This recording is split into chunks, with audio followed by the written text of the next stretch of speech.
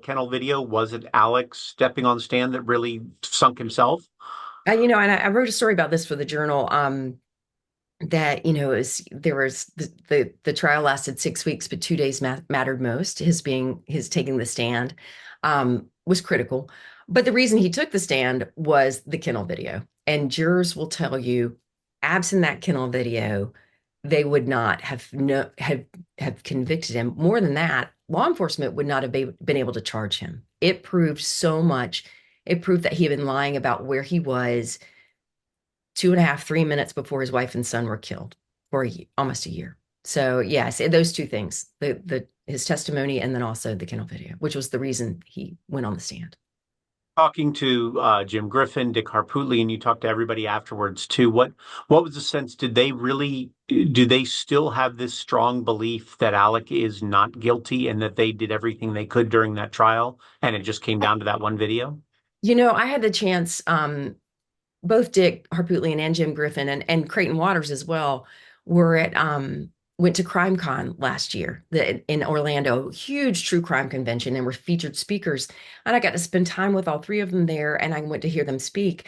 And Dick has said Alec Murdaugh deserves a vigorous defense. He got booed at one time at catcalled by the audience, and which was a very, very victim friendly audience that attends these. And he said, you know, I'm doing my job. I suggest you read the Constitution about who deserves a fair trial. So I do think that they intend to stick, based on my reporting, they intend to stick with this case and mount a vigorous defense. And they continue to show us that. I mean, they filed recently to ask the Supreme Court to take another look at Justice Toll's decision around the jury tampering allegation. So they're fighting on multiple fronts, and I expect they'll continue to for many years to come.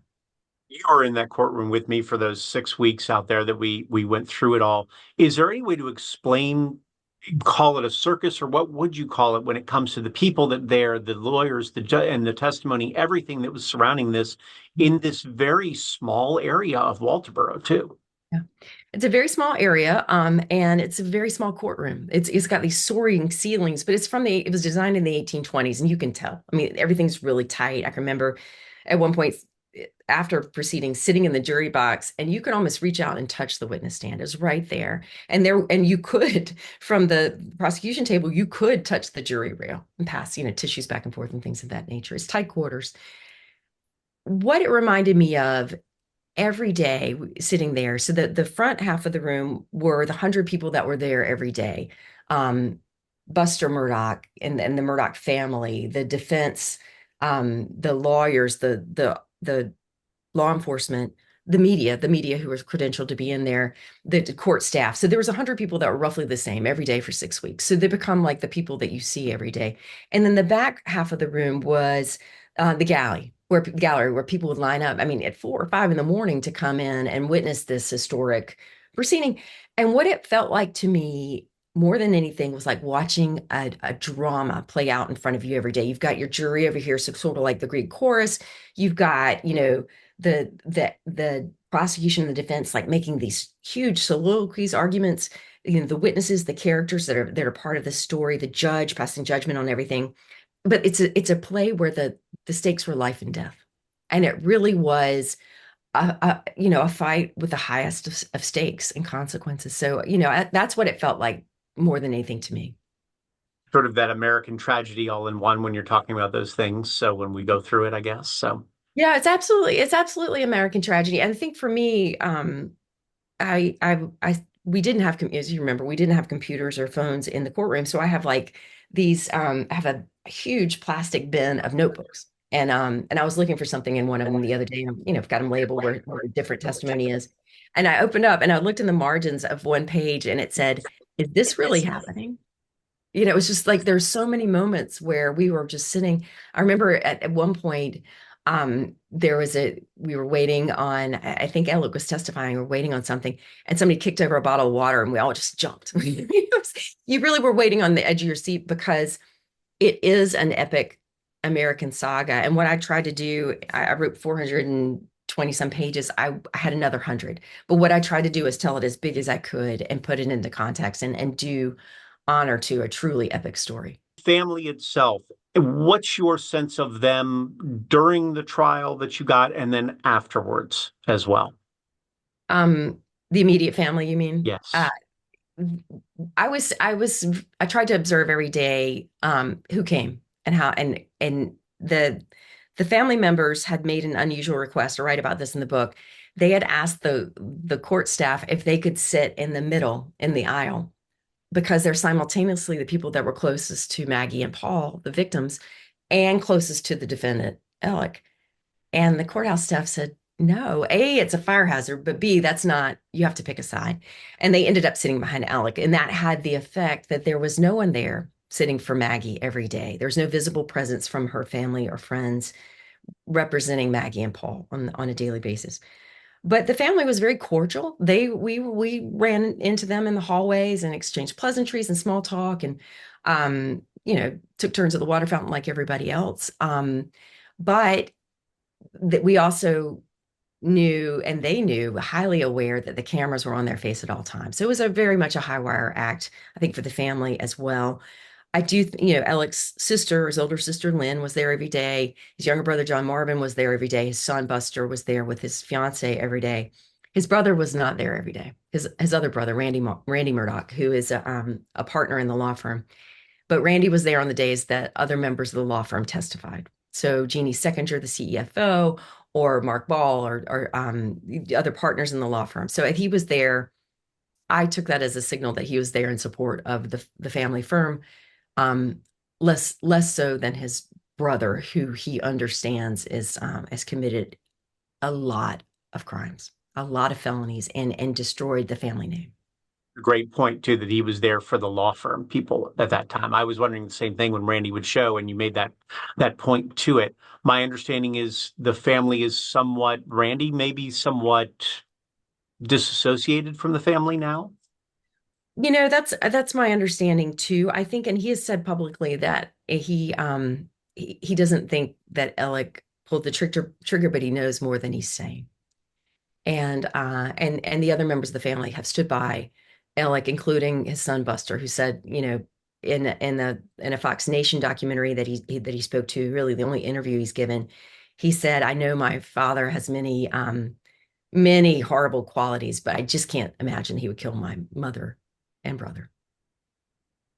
3 years of research and beyond for this and sitting the trial and doing everything else. Do you think, in a way, we've just scratched the surface on what really happened that night, that there's still so much out there that we don't know? It was a hard thing as a reporter more than anything. You and I, we were wired to figure stuff out. We're wired to find stuff out and to want to say, where are the guns? I mean, there's a lot of missing money. The feds say as much as $6 million that's he stole from poor people, the poorest of the poor. That's still missing. Where is it? Is it buried in PVC pipes at Moselle? Some of it is. And is it offshore? I believe some of it is, but we can't say for sure. So it was hard for me. I answered as many questions as I possibly could for the reader. I tried to pull together pieces of evidence that we heard in court that might not have been, like, why are we hearing about the GSR on the inside of the raincoat? What are the implications? Well, the implications are that he wrapped the guns up in the raincoat and and hid them somewhere for someone else to come remove potentially. I tried to really make as many connections as I could for the reader, but there are things we'll never know. Just and having those unanswered questions is hard, but we do know one answer, which is that a jury of Alec Murdaugh's peers um, held him accountable for killing his wife and son. And then more than that, a few months later in Beaufort, I was there when he pled guilty to all the financial crimes, all the dozens of people that the state said he robbed. So that ensures a couple things. He'll stay in prison the rest of his life, whatever happens with the appeal and the homicides. It also means he pled guilty to the motive. The reason that Creighton Waters and the other prosecutors said he killed his wife and son was to cover up the decade of robbing and criming that he'd been doing. So he essentially pled guilty to the motive, and he'll be in prison the rest of his life. And he's held accountable for the murders of his wife and son. So we do have an ending of sorts with this story. Well, for you to do a book like And I'm this, sorry, somebody just, I you're think you fine. just They somebody fired up a generator outside. Jeez. Okay. Well, apparently stuff's going on over there. Okay. So, No, it's a lawn guy trying to okay. so Um, this was so popular for everybody. People watched it. They stuck with it the entire time. From your perspective as an author, how difficult was that to open those doors and say, I have a different feeling and to give you a sense of walking in the room and so much more on a basis that they didn't get just by watching the regular trial every day? yeah, I tried to write this book with two people in mind, and it wouldn't surprise you. There are two people I know, but one is the person that followed every minute of testimony, who could name all of the Murdaugh dogs, just like like Roger Dale Davis, who was just like, okay, there's Tabby Toes, there's Dahlia, there, that person. I wanted them to find something they didn't know or surprise them every couple of pages, and so that was at the top of my mind. I also wanted to write it for people that were familiar with it, or familiar with the case, knew the name, but didn't really follow it. Maybe they watched one of the documentaries, but not every turn of the screw. I just wanted to tell the story, beginning, middle, and end.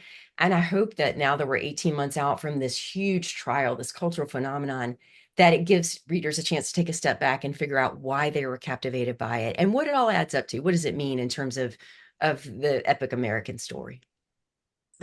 Why was this so popular? Why did this draw the attention of the entire nation, the world? We get people coming from France and beyond. Why was this something that drew everyone's attention so much? I gave that a lot of thought because and I asked you, we walk in court every morning and there were people that were lined up from all over the world in the wee hours. And I was like, why are you here? What is it? And you got a lot of different answers, but it was but the core question is, I just don't understand how a man can kill his wife and son. That's the core question. But the other elements layer onto that, which is, all, I looked it up, like, what are all seven of the deadly sins? Yep, this case had it all. It had all of them. It took place in a part of the world, the South, that has this, it conjures an image in your mind. It's an evocative place. It's a place we're interested in. And it had that duality where you have the family that on one level looks like they have it all. And then on the other level, it's completely different. There's something horribly awry. And just unraveling that and figuring it out, I think was captivating to people.